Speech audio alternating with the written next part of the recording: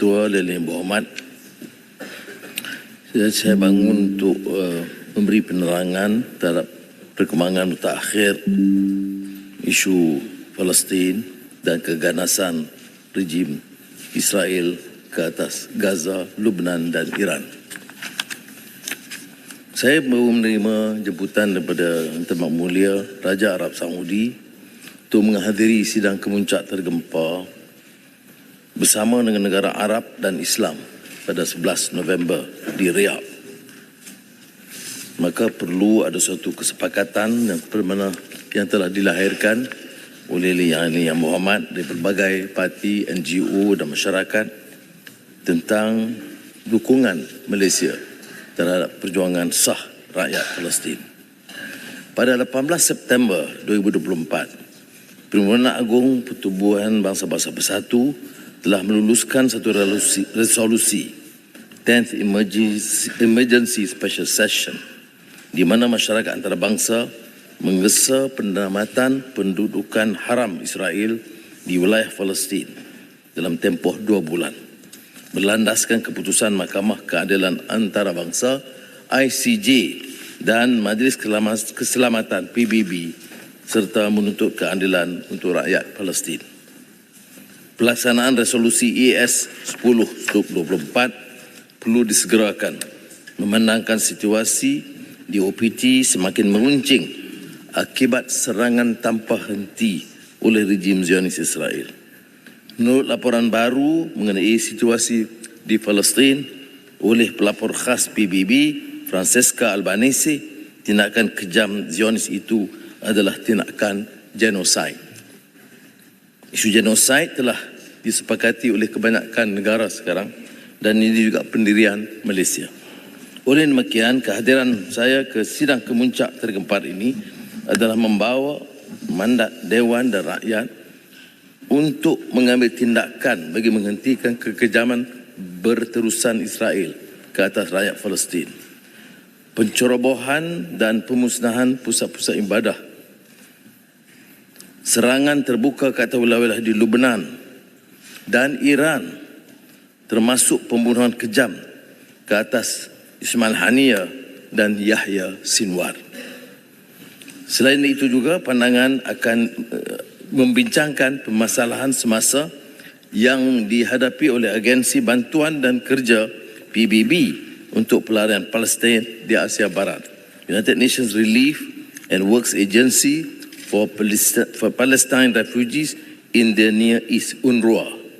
Berikutan keputusan rejim Israel mengharamkan operasi pertubuhan bantuan kemanusiaan pada 28 Oktober 2024. Adalah penting bagi Malaysia dan komuniti antarabangsa mengutuk jenayah genosid di Palestin, memberi tekanan ke atas Israel untuk melaksanakan gencatan senjata dan segera bagi membolehkan bantuan perubatan, makanan dan keperluan kemanusiaan lain.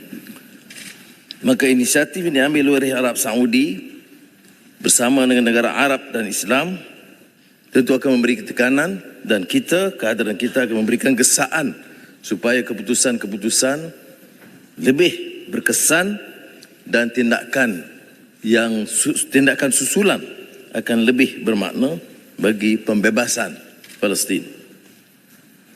Ini termasuklah cadangan menggerakkan Special Committee Against Apartheid di PBB ke atas Israel. Malaysia juga akan mengusulkan ke persidangan kemuncak negara Arab dan Islam agar sokongan sepenuhnya diberikan kepada UNRWA dalam melaksanakan mandatnya memberi perkhidmatan sosial dan bantuan kemanusiaan kepada rakyat Palestin. Malaysia berhasrat menggunakan sidang kemuncak ini untuk meraih sokongan negara Arab dan Islam terhadap ikhtiar tersebut bagi menghalang pelaksanaan keputusan Parlimen Israel Knesset pada 28 Oktober yang bertujuan melenyapkan UNRWA dan memburukkan situasi kemanusiaan di utara Gaza yang mengalami kebuluran setelah terputus bantuan asas sejak sekian lama.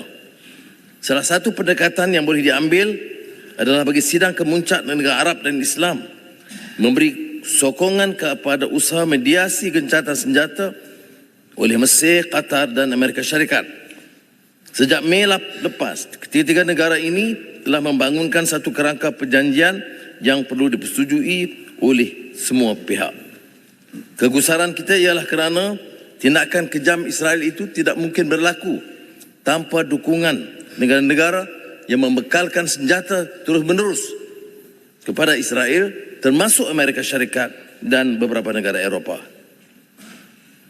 Penyertaan Malaysia sebagai ahli perikatan global juga sebagian usaha daripada meningkatkan tekanan diplomatik ke atas Israel bagi melaksanakan gencatan senjata kekal di Gaza, menggesa pembebasan tahanan Palestin, berundur di wilayah yang dijajah bagi menangani penderitaan rakyat Palestin, menerusi penyambungan segera bantuan kemanusiaan. Kita juga akan membincangkan pelan tindakan mengenai pasti langkah-langkah konkret ke arah mencapai kemerdekaan mutlak Palestin dalam tempoh garis yang munasabah. Sebagai sebuah negara yang mendukung prinsip keadilan dan perundangan antarabangsa, Malaysia terus komited memperjuangkan hak Palestin sebagai sebuah negara berdaulat dan merdeka dan penyelesaian yang adil dan muktamad. Ini bermakna menghentikan penjajahan, menghentikan apa yang ingin diungkapkan sebagai dispossession, keganasan, kezaliman dan genosid. Rentetan perkembangan ini pada 31 Oktober 2024, Malaysia telah menyertai kumpulan trust core group bagi penyediaan satu draft resolusi Perhimpunan Agung PBB untuk memohon pendapat nasihat Mahkamah Keadilan Antarabangsa ICJ mengenai obligasi Israel dalam membenarkan aktiviti dan kehadiran PBB. Isu ini juga dibawa oleh Menteri Luar dalam sidang tersebut. Draft resolusi ini sedang dalam proses rundingan dan kita juga akan mengkaji setelah berlakunya pelanggaran undang-undang, hukum dan keputusan PBB supaya Israel dikeluarkan, disingkir sebagai anggota PBB. Dan Yang Bertuah, tidak ada alternatif bagi UNRWA dengan Yang Bertuah. 15 ketua agensi PBB dan organisasi kemanusiaan ini yang telah bertindak selama 75 tahun. UNRWA merupakan tali hayat utama penyaluran bantuan antarabangsa kepada rakyat Palestin. Peranan penting UNRWA di Palestin disokong penuh oleh Malaysia dan bantuan-bantuan, kerjasama, penyelarasan akan terus ditingkatkan. Sokongan berterusan Malaysia terhadap UNRWA ini agak kritikal. Kerana oleh itu, kerana kita juga telah mendapat penghargaan daripada Philip Lazzarini, Pesuruhjaya Agung UNRWA. Ini dizahirkan kepada Menteri Luar dalam sidang PBB yang lalu dan memohon kerjasama ini dapat ditingkatkan. Tan Sri Bertuah, sehingga 1 November 2024, kezaliman ke atas rakyat Gaza telah mengorbankan 43,204 orang rakyat Palestin, termasuk 16,000 kanak-kanak. 101,641 orang rakyat Palestin dilaporkan cedera, manakala 11,000 lain dilaporkan hilang. Secara purata, 118 rakyat Palestin terkorban dan 277 lagi cedera setiap hari sejak Oktober 2023. Situasi Gaza malangnya terus meruncing dan seperti mana saya tegaskan, kerana keganasan itu tanpa henti, with impunity dengan izin dan dengan dukungan langsung dan tidak langsung dari negara-negara sekutu Israel. Tan Sri Ketua, keterangan terperinci boleh saya edarkan, tapi untuk membolehkan rakyat mengikuti perkembangan, saya telah memilih untuk memberikan penjelasan ringkas dan pendirian Malaysia yang akan kita bentangkan untuk pertimbangan negara-negara Islam dan Arab di Riyadh insya-Allah pada 11 bulan ini. Terima kasih. Baik, terima kasih.